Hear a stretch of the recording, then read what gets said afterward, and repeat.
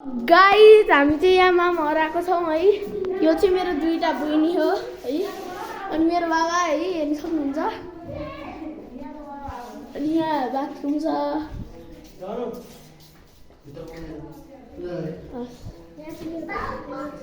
Hello बाबू, hello Shri Krishna ji, Shri Krishna ji, Shri Krishna ji. Om भगवान श्री कृष्ण जी को आरती, ओम श्री कृष्ण भगवान को आरती, ओम राधा राधा। यहाँ चाहिँ पूजा गर्ने ठाउँ हो गाइजहरू। राधा राधा राधा राधा। अनि यो गेस्ट रुम।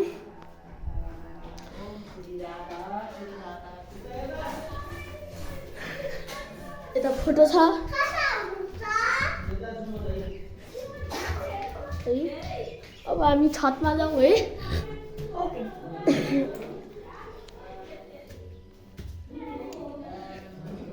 भराइका छौँ है गाइजहरू।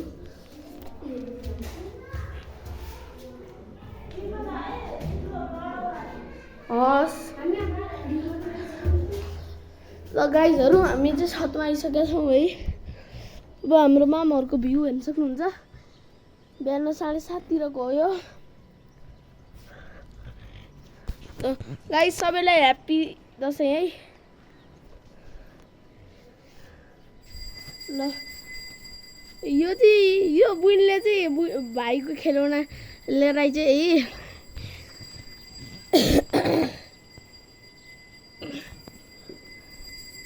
गाइसहरू यहाँ राति पानी परेर हेर्नुहोस्, सबै जग्गा छ पानी है। सबै देखाउनु। उता है स्कुल छ, कलेज छ है। त्यही पनि फटकसिला। यो चाहिँ सिपाघाट हो है। यो चाहिँ हाम्रो मामा घर हो। सिपाघाट डाँडखोला है गाइजहरू। इन्द्रावती गाउँपालिका भन्दा अगाडि हो है।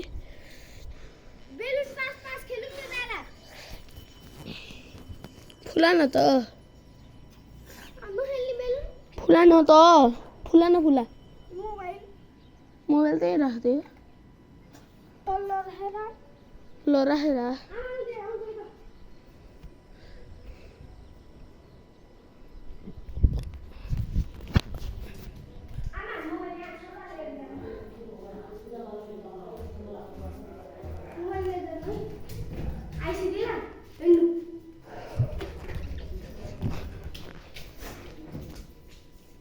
यो चाहिँ बाल्कनी हो गाइजहरू।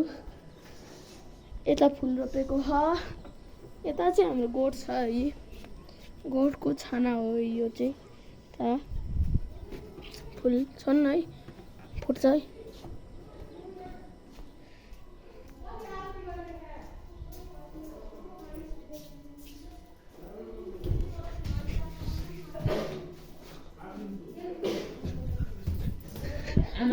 यो चाहिँ किचन हो है। आमाले आरती गरेर देखाएर देखाइसक्यो मैले।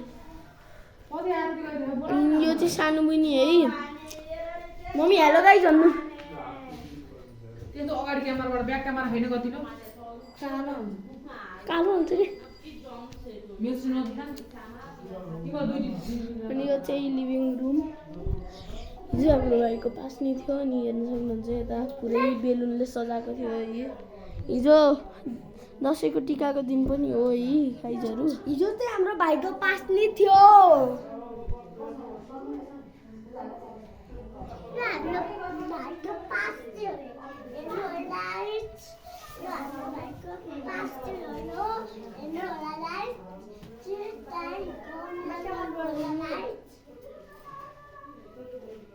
त्यस्तो पौला भोग्नु बनाउने भिडियो के बनाएको छ?